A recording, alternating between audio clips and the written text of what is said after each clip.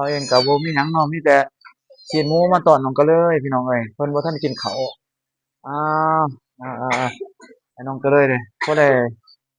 บ่ได้กินเนาะบ่ได้กินแล้วก็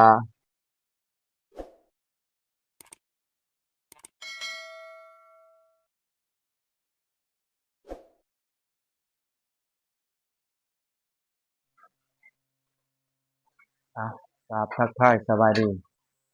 พ่อแม่พี่น้อง FC ที่น่ารักเบิดสุขุสุคนบ่ว่าอยู่ไกลอยู่ไกลอยู่ภายในและต่างประเทศก็ยินดีต้อนรับเข้าสู่ช่องบ่าวผู้วงชาแนลอีกเช่นเก่าเช่นเคยพี่น้องเอ้ยมื้อนี้บ่าวเองก็มีโอกาสมาเยี่ยมมายามน้องก็เลยอีกมื้อหนึ่งพี่น้องเอ้ยบรรยากาศค่ำๆเนาะเพราะว่าน้องก็เลยเพิ่นอ่าบ่าวเองก็ค่าเวียกเนาะค่าภารกิจก็เลยได้มาค่ำน้องก็เลยก็ไปซอยเวียกได้ยินข่าวว่าไปซอยเวียกพี่น้องเออเอ้าบัดนี้บ่าวเองก็สิพาพี่พาน้องอ่ามาเบิ่งว่าเป็นจั่งใดเนาะเรือนน้องก็เลยเนาะบ่าวเองก็เลยมาอยู่เรือนของน้องก็เลยไปที่แฮมฮ้อยเนาะกับอ่าพ่อแล้วก็แม่ของน้องก็เลยเนาะเอ้าไปเบิ่งกันเลยพี่น้องเอ้ยอ่าน้องก็เลยพวกม้าเนาะเออนะนั่งน้องก็เลยเอออา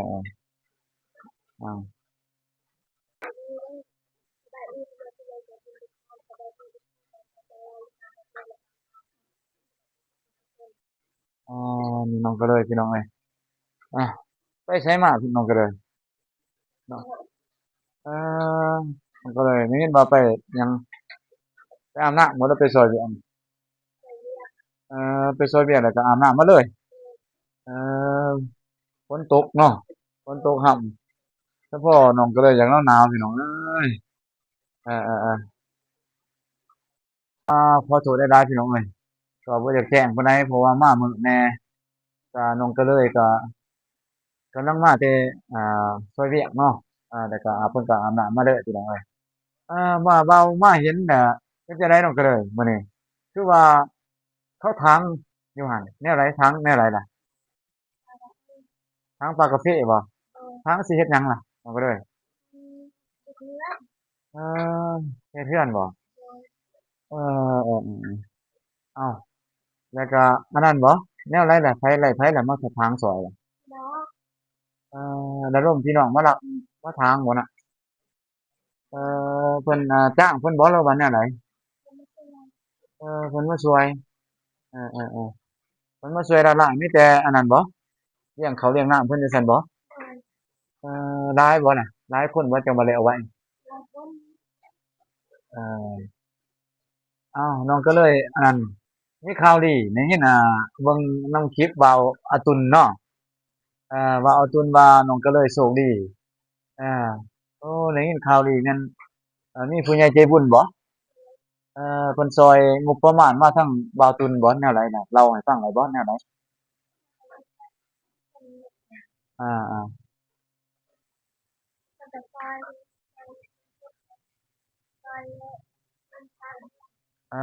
เพิ่นช่วยสร้างเรือนบ่น่ะอาๆๆนั่นเลยอ๋อสร้างเรือนสิปลูกเรือนใหม่แม่นบ่สิสร้างเรือนใหม่เอ่อแนวใดล่ะเพิ่นอ่าอันนั้นมาแล้วบ่เพิ่นให้งบมาแล้วบ่หรือแนวใดเพิ่นให้งบหลายปานใดล่ะพอรู้บอกได้บ่คร่าวๆว่าส่ำใดได้งบประมาณส่ำใดเบื้องต้นแม่นเพิ่นให้16,000,000บ่เอ่16,000,000นี่แม่นซื้อเออๆๆอ้าวสิอันนั้นบ่อ้าวเงิน16,000,000นี่หมายความว่าน้องเฉลยหมายความว่าให้ค่าสร้างหรือว่าให้ซื้ออุปกรณ์น้องเฉลยโอ้แม่นเงินในจำนวน16,000,000นี่แม่นเงินค่าสร้างสิมาเป็นสร้างเฮ็ดเรือนให้แม่นบ่คันเข้าใจบ่ผิดแนวนั้นบ่ถือว่าสร้างก็ตกลงกันน่ะแม่นบ่เพิ่นมาเบิ่งแล้วบ่ได้แนวใดสร้างเพิ่นมาเบิ่งแล้วบ่สร้างนั่นแม่นสร้างผู้เดียวบ่กับเฮ็ดเรือนหนองบองนั่นสร้างเอิ้น เอคือว่าซื้อไอ้แดงหั่นบ่โดยเอสิแม่นเพิ่นรับงานทั้งหนองบ้องแล้วก็รับหลายงานเลยเนาะเพิ่นเฮ็ดเนาะโดยเพิ่นก็ถือว่าเฮาก็พอฟังอยู่เนาะเพิ่นก็ติดตามช่วยกันนำรถให้แหน่แม่นบ่แล้วก็โอ้ร่วมกันสะดวกแหน่แม่นบ่ไผได้เป็นผู้ติดต่อสร้างบาวซีนเอ่บ่าวอตุลเนาะเออบ่าวอนุคือว่าเป็นทีมงานน่ะสายบุญลาวใต้เนาะเป็นโดยผู้ที่เอ่อมีบุญคุณหลายกับน้องบ้องแล้วก็น้องกะเล้ยเนาะเพิ่นก็ช่วยเป็นสะพานบุญเนาะให้กับน้องบ้องจนสำเร็จเนาะก็หลายหลังนั่นแหละเนาะเราเองก็ถือว่าก็เป็นเพื่อนร่วมงานกับเพิ่นก็เป็น FC เพิ่นก็แม่นเนาะถือว่าเพิ่นก็สุดยอดน้ำใจเพิ่นโอ้ดีหลายสองหนุ่มนี่เนาะเราเองก็ขอบคุญขอบคุณเพิ่นนำพาอ่าสะพานบุญเนาะช่วยเผยแผ่ความชีวิตการเป็นอยู่ของน้องกะเล้ยแล้วก็เฮ็ดให้ผู้ใหญ่ใจบุญทั้งต่างประเทศเนาะทั้งเมืองไทยแล้วก็ทั้งอยู่ยุโรปอเมริกาพุ่นเนาะโดยเพิ่นก็เห็นความยากลำบากแล้วก็อยากช่วยน้องกะเล้ยหั่นเออๆๆแนวไรล่ะน้องกะเล้ยเพิ่นก็ตกลงกันน่ะว่าทำฮีดของประเพณีแนวไรล่ะอ๋อสิบ่อยากแจ้งขอโทษนำพี่น้องเอ้ยมาคำหลายเว้าเองก็ได้อยากมาอัปเดตชีวิตของน้องเพิ่นเนาะ เอาแล้วก็มื้อไรหะตกลงกันน่ะมื้อไรสิได้เริ่มเฮ็ดเวียกน้องก็เลยคาดว่ามื้อฮื้อเนาะโดยมื้ออื่นนี่ก็เป็นวันพระมื้อฮื้อวันพุธวันพุธก็สิถึงอยู่วันที่3วันที่1บ่ประมาณนั้นเนาะโดยเออๆถือว่าให้เริ่มเด้อแม่นบ่โดยถือว่าเฮ็ดของประเพณีเด้เป็นจั่งใดล่ะ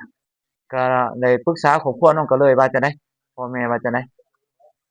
มาแล้วปรึกษาแล้วเพิ่นก็ว่าบ่ยุ่งยากบ่เพิ่นว่าโอเคแม่นบ่โดยตกลงตามนั้นแม่นบ่โดยบ่ให้ยุ่งให้ยากเนาะ เออเอาก็ดีใจนำบ่าวเองก็แสดงความยินดีนำน้องก็เลยเนาะที่เพิ่นก็ด้วยความรู้มันของน้องนั่นแหละกตัญญูของน้องอะก็ถือว่าเพิ่นก็เป็นคนอีกคนหนึ่งเนาะที่ว่าเป็นเด็กกตัญญูอีกคนหนึ่งพี่น้องเอ้ยก็ได้รับการช่วยเหลือจากผู้ใหญ่ใจบุญทั้งต่างประเทศพู้นเนาะอาดีใจบ่ล่ะบัดนี้รู้สึกแนวไรล่ะที่ว่าสิได้เรือนใหม่นี่เอาบ่แสดงความรู้สึกบ่ดีใจหลายบ่โดยเอออือๆอา จากใดนี่เนาะพี่น้องเนาะนี่อ่านี่แหละที่อยู่อาศัยพวกน้องก็เลยพี่น้องเอ้ยนี่ก็ประมาณนี้เนาะนี่ก็แคบๆพี่น้องเอ้ยก็อยู่กัน4-5คนเออนอนก็สิบ่ฮัวบ่ก็เลยนี่ไม่ได้โดยฮัวว่าโอ้ยเพิ่นได้โตรงไว้พี่น้องเอ้ยฝนตกแห้งๆนี่ฮัวแม่นบ่มันก็เลยนี่เด้เพิ่นโตรงเอาไว้นี่พี่น้องเอ้ยก็นี่แหละบ่อนนอนกับบ่อนอันนี้ก็น้ำฝนตกแห้งๆนี่ก็ถือว่าฮัวเนาะซี้นี่พี่น้องเอ้ยนี่นอนก็แทบสิบ่ได้นอนแม่นบ่มันก็เลย โดยเอ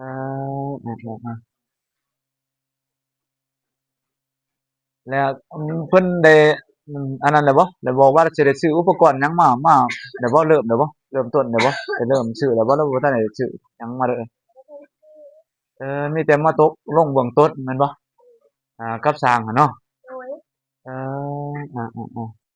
น้องก็เลยเออน้องก็เลยกินแล้วบ่ข้าวน้องเด้นะบ่ทันได้กินข้าวบ่เออจักสิได้หยังกินเนาะเอ้าเบิ่งแล้วก็เว้าเองก็บ่มีหยังมาตอนมีแต่เอาซีนหมูเนาะมาตอนโดหนึ่งเนาะให้น้องก็เลยจักหน่อย ได้เลยสิให้ไปเอาก่อนเด้อไปเอาก่อนเอาก็ได้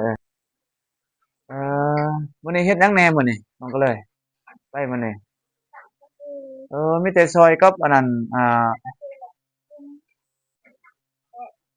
ทางนอกคือกินโอ้เฮ็ดของกินบ่ดอกเราเองก็บ่มีหยังเนาะมีแต่ชิ้นหมูมาต้อนน้องก็เลยพี่น้องเอ้ยเพิ่นบ่ทันได้กินข้าวอ้าวให้น้องก็เลยเด้พอไ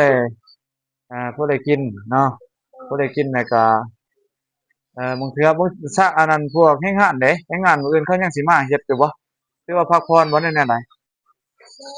เอเราอ ขอไปนอกประเทศ เดียว โอ้พร้อมหมดแล้วบ่ลูกเออมันก็เลยก็เป็นหวัดพี่น้องเอ้ยมันตากฝนมาก็อ่าก็บ่อยากแจ้งเพิ่นได้พี่น้องเอ้ยนี่ๆกล้องวาวมันก็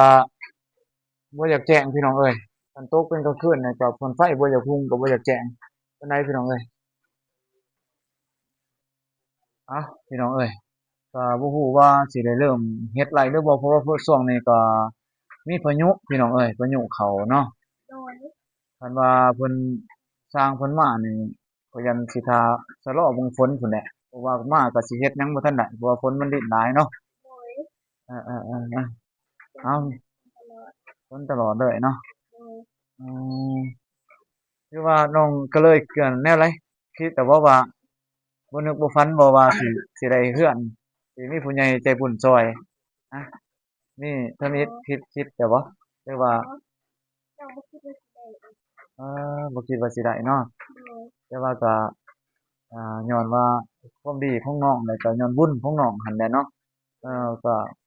หลายคนที่ว่าเป็นคนยากจนเนาะที่ว่าโดยเพิ่นก็บ่ได้รับโอกาสบ่ได้ช่วยบ่ได้มีคนช่วยเหลือเพิ่นว่าบุญมันแล้วแต่บุญเนาะบุญไผบุญมันแหละตัวนี้เนาะบุญสร้างแต่ปังหลังคือเพิ่นว่าพี่น้องเอ้ยคือน้องห่านที่อยู่บ้านของน้องสะริหั้นเนาะเพราะเพิ่นก็ถ่ายแต่ล้นนี่เนาะ เพิ่นก็อ่าถ่ายแล้วก็ลงคลิปแล้วก็แต่ว่าก็ยังบ่ทันมีไผช่วยเหลือเนาะน้องฮานเนาะแต่ว่าน้องก็เลยนี่นำดังเดะถือว่าทีมงานสายบุญลาวใต้บ่าวตุลแล้วก็ว่าเอาน้องมาถ่ายนำดังถือว่าก็เห็น FC เพิ่นเห็นเนาะผู้ใหญ่ใจบุญเพิ่นเห็นก็ถือว่าได้รับการช่วยเหลือพี่น้องเอ้ยในเบื้องต้นแล้วนี่ถือว่าเพิ่นยืนยันมาแล้วเนาะ ถือว่าเป็นบุญของน้องที่ว่าได้รับการช่วยเหลือในครั้งนี้พี่น้องเอ้ยเพิ่นเองก็บ่นึกบ่ฝันแม่นบ่โดยบ่นึกบ่ฝันน้องก็เลยว่าเอ่อมันก็บ่นึกบ่ฝันว่าสิเป็นว่าสิได้ว่าซั่นซะเพิ่นก็ดีใจหลายสิได้เรือนใหม่แล้วเนาะโดยเออๆๆคันว่าเฮ็ดนี่ก็สิประมาณเดือนปลายที่เฮ็ดเรือนน้องบองเนาะก็สิประมาณเดือนปลายนี่ก็ผู้นี้ออกพรรษาพุ่นแหละเดือน11เนาะ เดือน11นี่อ่าพอดีตกเป็นฤดูแล้งพี่น้องเอ้ยก็สำเร็จคาดว่าสิสำเร็จเนาะถ้าว่าเป็นไปตามแผนแบบเพื่อนน้องบ้องหั้นนะอาไผก็สิดีใจนำเป็นจั่งใดพ่อแม่เป็นจั่งใดดีใจบ่พ่อแม่ก็โอ้ร่วมกับน้องว่าจั่งใดเออสิได้หลังใหม่แหละเนาะจ้ะเราเองก็ดีใจนำเราเองก็บ่มีหยังก็มีแต่มาแสดงความยินดีแล้วก็มาอัปเดตให้ FC เนาะ โดยที่ว่ามาช่วยเหลือน้องก็เลยหั้นเนาะแล้วก็เว้าเองก็บ่มีหยังก็มีแต่ขอบคุณแทนน้องก็เลยก่อนเนาะในเบื้องต้นเนาะที่เป็นหยังใจบุญที่แม่นช่วยเหลือผ่านไผก็แล้วแต่พี่น้องเอ้ยเออสิผ่านเบาทีมงานสายบุญดาวใต้ไผก็ได้เนาะพี่น้องเนาะที่ว่ามันฮอดมันถึงน้องก็เลยก็เว้าเองก็ยินดีอนุโมทนาสาธุนำเนาะ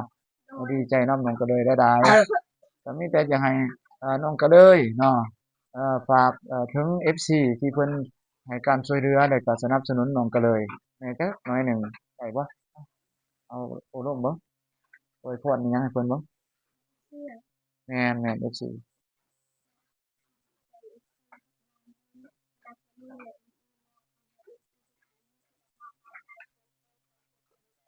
ความเจ็บนี้ขอให้มัน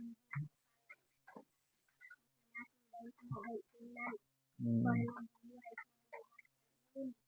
การรักษาอินยืนมันขึ้นไปอีกแล้วสาธุ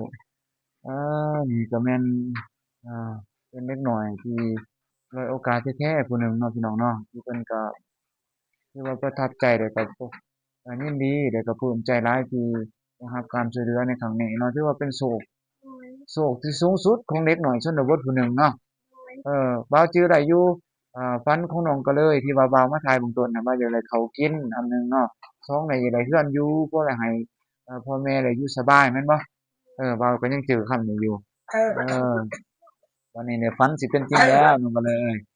มีแต่ให้ เอาเองก็ให้น้องก็เลยตั้งใจตั้งจิตตั้งใจบ่หลงบ่ลืมบุญคุณเพิ่นเด้อลูกเด้อโดยเฮ็ดแต่คุณงามความดีลูกเอ้ยเพราะว่าความงามคุณงามความดีนั่นแหละสิพาน้องไปสู่เฮ็ดสิ่งดีๆเนาะเกิดจากใจนี่แหละเนาะคันใจดีมันก็กันกระทำทางวาจาแล้วก็ทางใจมันก็สิดีไปนำเนาะคนดีมันก็ไล่คนดีเข้ามาสนับสนุนก็เป็นเรื่องธรรมดาเนาะพี่น้องเนาะเว้าเองก็สิมี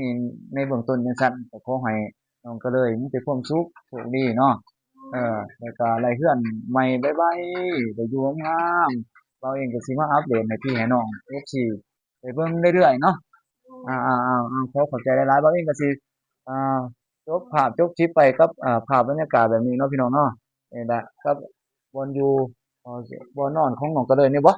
น้องกระเดยนอนอยู่นี่เนาะโดยนี่ๆๆพี่น้องเอ้ยเว้าเองเบิ่งสิขอถ่ายน้องกระเดยเราก็สิได้เดินทางกลับก่อนเพราะว่ามันดึกแล้วต้องเป็นภาษาไทยจ้ะๆๆมื้อหน้าสิมายามใหม่เด้อน้องเด้อโดยจ้าบ๊ายบายกล้องแหน่บ๊ายบายกล้องแหน่โอเคไปก่อนพี่น้องเอ้ย